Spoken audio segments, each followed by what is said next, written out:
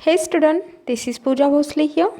So आजच्या लेक्चरमध्ये आपण पाहणार आहोत सोर्सेस ऑफ रिक्रुटमेंट. ओके, आपण यापूर्वी पाहिलेलं आहे की रिक्रुटमेंट म्हणजे काय असतं नेमकं आणि रिक्रुटमेंट का केली जाते, काय नीड्स आहेत रिक्रुटमेंटच्या, राईट. सो या लेक्चरमध्ये आपण पाहू की ही जी रिक्रुटमेंट प्रोसेस आहे ती पूर्ण करण्यासाठी आपल्याला सोर्सेसची गरज असते. म्हणजे तुम्ही रिक्रुटमेंट करताय, परंतु तुमचे जे ॲडव्हर्टाइजमेंट असतील, कुठल्याही पद्धतीने तुम्ही एम्प्लॉईज मिळवण्याचा प्रयत्न करताय है ना, तर त्या कुठल्या अशा सोर्सेस आहेत ज्याच्या थ्रू तुम्ही रिक्रुटमेंट प्रोसेस तुमची कंप्लीट करू शकता. म्हणजेच की जे एम्प्लॉईज तुम्हाला लागणार आहेत, ज्या वॅकन्सीज आपल्या ऑर्गनायझेशनमध्ये आहेत त्यांना पूर्ण करण्यासाठी, फुलफिल करण्यासाठी जो कुठला पण तुम्हाला मॉब हवा आहे, एम्प्लॉईज हवे आहेत, ॲप्लिकंट्स हवे आहेत, तर त्यांना शोधण्यासाठी किंवा त्यांना मिळवण्यासाठी तुम्ही कुठल्या कुठल्या सोर्सेसचा वापर करू शकता, हे आपल्याला या लेक्चरमध्ये पाहायचं आहे. यालाच काय म्हणतात, sources of recruitment. Okay, see, sources of recruitment, there are two types or categories of sources of recruitment. First one is internal and second one is external. So let's see what are the internal sources, then in our next lecture we will see external sources. Okay, first of all let's clear this point that what is internal and external. Okay, जे कुठले पण internal sources असतात ते म्हणजे काय असेल की तुमचं जे बिझनेस ऑर्गनायझेशन आहे तिथे ऑलरेडी काही असे एम्प्लॉईज आहेत जे काम करत आहेत है ना, म्हणजे ते इंटरनल पार्ट असतात आपल्या बिझनेस ऑर्गनायझेशनचा. तुमच्या फर्मचा इंटरनल पार्ट म्हणजे तुमचे एम्प्लॉईज. ओके, तुमच्या बिझनेस ऑर्गनायझेशनमध्ये काम करणारे लोक म्हणजे हे काय असतील, आपले इंटरनल सोर्सेस असतील. ओके, एक्सटर्नल सोर्सेस म्हणजे असे सोर्सेस जे की तुमच्या बिझनेस ऑर्गनायझेशनचा पार्ट्स नाहीत, जे एम्प्लॉईज तुमच्याकडे कामच करत नाहीत, असे ॲप्लिकंट्स किंवा असे सोर्सेस जे असतात, असे व्यक्ती, असे जे काही एम्प्लॉईज बाहेर आहेत त्यांना तुम्ही काय म्हणू शकता, एक्सटर्नल सोर्सेस, राईट. म्हणजे असे काही स्रोत आहेत बाहेर अवेलेबल ज्याच्या थ्रू तुम्ही काय करू शकता, तर एम्प्लॉईज मिळवू शकता, ॲप्लिकंट्स मिळवू शकता. बट इंटरनल सोर्सेस म्हटल्यानंतर इथं काय येईल की तुमच्याकडे असलेले किंवा तुमच्याकडे ऑलरेडी अवेलेबल असलेल्या लोकांमधनं तुम्ही काय करताय, तर रिक्रुटमेंट प्रोसेस पूर्ण करण्याचा प्रयत्न करताय. म्हणजे तुम्हाला माहिती असलेल्या लोकांकडनं तुम्ही काय करताय, तर रेफरन्स मागवताय. त्याला काय म्हटलं जातं, इंटरनल सोर्सेस. ओके, नोन व्यक्तीकडनं आपले एम्प्लॉईज, न्यू एम्प्लॉईजला अपॉइंट करण्याचा प्रयत्न करतो आपण. ओके, तर हे जे सोर्सेस असतात त्यांना काय म्हटलं जातं, internal sources. Okay, now see what are that sources.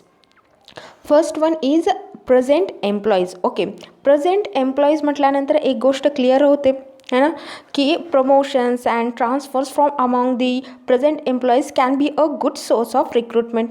Okay, म्हणजे की जेव्हा तुम्हाला प्रमोशन्स करायचे असतील, ट्रान्सफर करायचं असेल, तर तुमच्याकडे ऑलरेडी अवेलेबल असलेल्या लोकांचंच तुम्ही प्रमोशन किंवा ट्रान्सफर करता जनरली. ओके, तर ते देखील काय आहे आपल्यासाठी एक इंटरनल सोर्स होतात. म्हणजे प्रेझेंट असलेल्या एम्प्लॉईजला तुम्ही काय म्हणू शकता, तर सोर्सेस ऑफ रिक्रुटमेंट म्हणू शकता.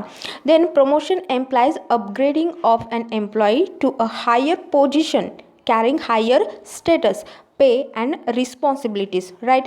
Promotion from among the present employees is advantageous because the employees promoted are well acquainted with the organizational culture, they get motivated and it is cheaper also. Cheaper का आहे हे, जे already किंवा present employees आहेत त्यांचं promotion किंवा transfer करणं हे इझी आहे आपल्यासाठी. का, कारण ते एकतर वेल नोन असतात, म्हणजे आपले जे कल्चर आहे आपल्या ऑर्गनायझेशनबद्दलचे इच अँड एव्हरी गोष्ट आहे त्याच्याशी ते कसे आहेत, एकदम फॅमिलियर आहेत है ना. त्यामुळे आपल्यासाठी हे एकतर चीपर ठरतं, म्हणजे कॉस्टली नाही ठरणार आहे आणि जास्त टाईम कन्झ्युमिंग देखील असणार नाही.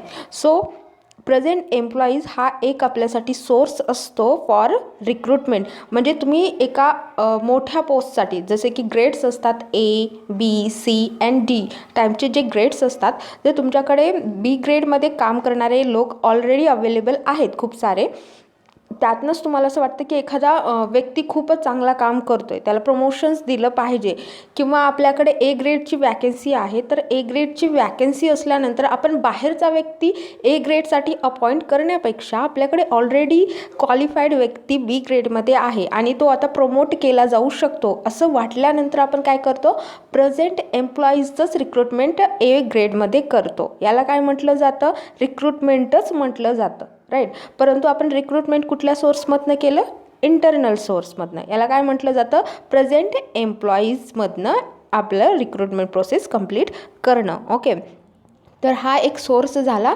प्रेझेंट एम्प्लॉईजचा. Then next one is employees referrals. आता रेफरल्स म्हटल्यानंतर तुम्हाला लक्षात येतं की कुठेही जातो मी, रेफरन्स हा दिलाच जातो, है ना. म्हणजे कुठल्याही बाबतीत कुठलाही जॉब असला तर आपल्याकडे रेफरन्स देण्याची एक पद्धत आहे की माझ्या नोनमधली एखादी व्यक्ती आहे आणि त्यांचं क्वालिफिकेशन चांगलं आहे, तर ठीक आहे, आपण त्यांचा रेफरन्स देतो, है ना. याला काय म्हटलं जातं, एम्प्लॉईज रेफरन्स किंवा referrals. Okay, this is it. Another internal source of recruitment. The existing employees refer their family members, friends, and relatives to the company as potential candidate for the vacancies to be filled up in the organization. Okay, so कुठल्याही ऑर्गनायझेशनमध्ये already available असलेले employees always ही गोष्ट करतात, म्हणजे reference देण्याचा प्रयत्न करतात. Family members, friends असतील किंवा रिलेटिव्ज असतील, है ना, बट त्यांचं क्वालिफिकेशन असेल तर ते काय करतात, तर रेफरन्स देतात की या व्यक्ती तुमच्या नोनमधील आहेत, है ना. This source serves as one of the most effective methods of recruitment people in the organisation because employees refers to those potential candidates who meet the company recruitment known to them from their own experience, right. तर हा आपल्यासाठी काय आहे, एक advantage आहे. का, कारण बघा, इंटरनल सोर्स म्हटल्यानंतर एक गोष्ट क्लिअर आहे की या व्यक्ती ऑलरेडी आपल्या ऑर्गनायझेशनमध्ये काम करत आहेत, है ना.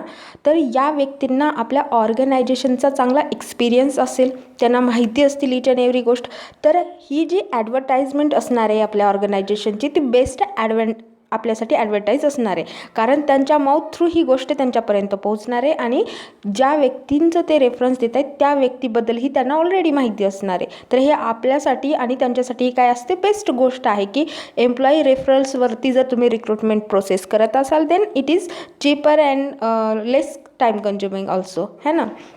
So this is also a internal source for recruitment. Okay, then next one is a former employees. Former employees म्हणजे काय असणार आहे पहा, former employees is another source of applicants for vacancies to be filled up in the organization. What is it? Retired or retrenched employees may be interested to come back to the company to work on a part time basis. Okay, तुम्ही बऱ्याच ठिकाणी असं पाहिलेलं असेल की काय होतं, आपल्याकडे बिझनेस ऑर्गनायझेशनमध्ये ऑलरेडी काम करणारे काही एम्प्लॉईज असतात, ते कुठल्या ते त्यांच्या मॅटरमुळे, कुठल्या फॅमिली प्रॉब्लेममुळे ते काय करतात, जॉब सोडून जातात. परत त्यांचा इंटरेस्ट असू शकतो ऑर्गनायझेशनमध्ये काम करण्यासाठी, किंवा काही लोकांचं रिटायरमेंट झालेलं असेल तर त्यांना आपण पार्ट टाईम बेसिसवरती परत कामाला घेऊ शकतो. यांना काय म्हटलं जातं, फॉर्मर एम्प्लॉईज. जे आपले माजी पद्धतीचे जे काही वर्कर्स आहेत त्यांना काय म्हटलं जातं, फॉर्मर एम्प्लॉईज. ओके, तर अशा लोकांना देखील आपण काय करू शकतो, परत कामी लावू शकतो. ओके, बट हा सोर्स कसा आहे, इंटरनल सोर्स आहे, कारण ते ऑलरेडी आपल्या ऑर्गनायझेशनचा पार्ट झालेले असतात. ओके, तर फॉर्मर एम्प्लॉईज या सोर्सेस थ्रू किंवा या सोर्स थ्रू सुद्धा तुम्ही काय करू शकता, तर आपली रिक्रुटमेंट प्रोसेस कंप्लीट करू शकतात. Then next one is a previous applicants. See, previous applicants म्हणजे काय असणार आहे की जेव्हा तुम्ही रिक्रुटमेंट प्रोसेस स्टार्ट केलेली होती मागे कधीतरी पास्टमध्ये, तेव्हा आपल्याकडे खूप सारे काय आलेले असतात की ॲप्लिकंट्स आलेले असतात, ॲप्लिकेशन्स खूप सारे अवेलेबल झालेले असतात, है ना, आणि ते आपल्याकडे पडून असतात, आपण ठेवून घेतो, कारण आपल्याला फ्युचरमध्ये यांची गरज पडली तर आपण यूज करू त्याचा, म्हणून आपण काय करतो, रेकॉर्ड बनवतो त्या सगळ्या एम्प्लॉईजचा आणि व्यवस्थित मेंटेन केलेलं असतं. हे कुठल्याही बिझनेस ऑर्गनायझेशनमध्ये ही प्रोसेस केलेली असते. तर यातनं देखील तुम्ही काय करू शकता, तर एम्प्लॉईज निवडू शकता जेव्हा तुम्हाला गरज असेल तेव्हा. It means that this is considered as the internal source in the sense that applications from the potential candidate are already lying with the organisation.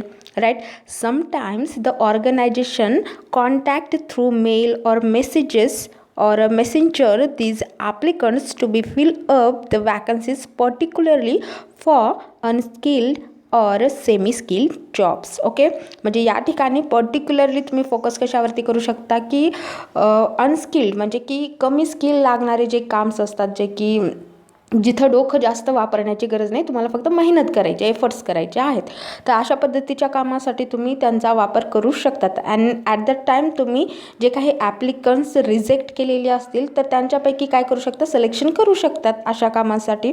तर त्याला काय म्हटलं जातं की previous applicants. Okay, so this is also a internal source for our recruitment, right. तर हे झाले आपले इंटरनल सोर्सेस. ओके, नाव सी एक्सटर्नल सोर्सेस. पहा, एक्सटर्नल सोर्सेसमध्ये आपल्याकडे खूप सारे सोर्सेस अवेलेबल आहेत. एम्प्लॉयमेंट एक्सचेंज आहे, ॲडव्हर्टाइजमेंट आहे, एम्प्लॉयमेंट एजन्सीज आहेत, प्रोफेशनल असोसिएशन आहेत, कॅम्पस रिक्रुटमेंट आहेत, डिप्युटेशन आहे, world of mouth and then raiding. तर आपण वन बाय वन सगळे स्टडी करूयात की कुठल्या पद्धतीचे किंवा कुठले कुठले एक्सटर्नल सोर्सेस आपण यूज करू शकतो तो for our recruitment. Okay, so in the next part of this lecture we will see this all sources.